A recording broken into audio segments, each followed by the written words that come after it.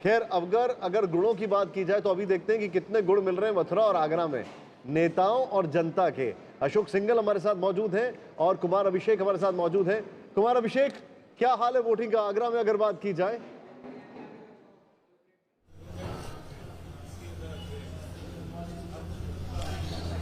देखिए निशांत, आगरा में जो वोटिंग है वो बहुत ज्यादा नहीं है लेकिन बहुत कम भी नहीं है। तकरीबन 11 बजे तक 25% के आसपास यहाँ वोटिंग हो चुकी थी और अभी का ताजा अपडेट अब कुछ देर में आएगा जब हम आपसे शेयर करेंगे कि वो कितना बढ़ा। लेकिन हम एक बार आपको ये जो मतदान केंद्र है उसके दृश्य मैं आपको दिखा रहा हूँ। ये देखिए, लगभग हम बिल्कुल ताजमहल के जो सबसे नजदीकी जो बूथ है वहां पर हम खड़े हैं, लेकिन 8 बूथों में लोग बिल्कुल ही कम दिखाई दे रहे हैं। इक्के दुक्के लोग आ रहे हैं, वोट डालने आ रहे हैं और वोट डाल करके वापस जा रहे हैं। लेकिन जो कतारें हमें सुबह दिखाई दे रही थी, जैसे जैसे दिन चढ़ा है थोड़ी गर्मी बढ़ी है तो उस लिहाज से फिर कतार कम हो रही है, लेकिन दो चार करके हर बूथ पर लोग पहुंच रहे हैं।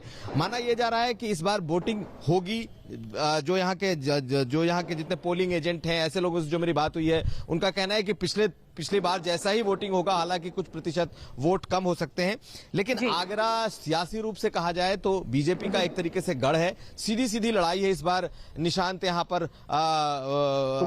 गठबंधन और बीजेपी के बीच में। और बीजेपी ने एक चीज यहाँ पे समझना चाहेंगे, पिछली बार का जो आंकड़ा है वो मेरे पास है यहाँ पर।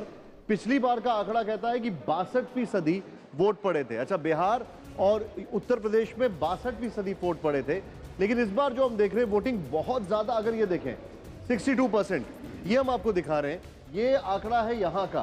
क्योंकि और एक मैं थोड़ा सा रेफरेंस पॉइंट के लिए आपको दिखाना चाहूंगा और जगह का भी क्या हाल है। ये देखें आप, कितने बड़े वोट थे दोनों जगह, 62% यानी बिहार और यूपी में।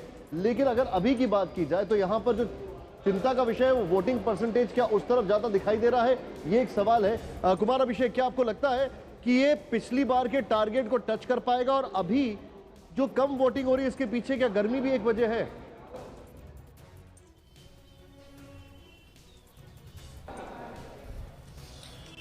देखिए, मुझे लगता है निशांत की वोट का जो प्रतिशत है वो लगभग उसके पास जरूर आएगा। हो सकता है कि उससे कुछ कम हो जाए या कुछ बढ़ जाए, लेकिन अगर 62% पिछली बार रहा है तो इस बार उसके आसपास ही होगा। क्योंकि जो लोगों का उत्साह है, भले ही इस वक्त दिन में लोग दिख नहीं रहे हैं, लेकिन लोग 2-2, 4-4 की संख्या में आ रहे हैं। सुबह हमने यहाँ पर कतार देखी है, सुबह हमने लोगों का जोश देखा है। जैसे जैसे दिन चढ़ रहा है, शाम के वक्त इनकी वोटिंग बढ़ेगी।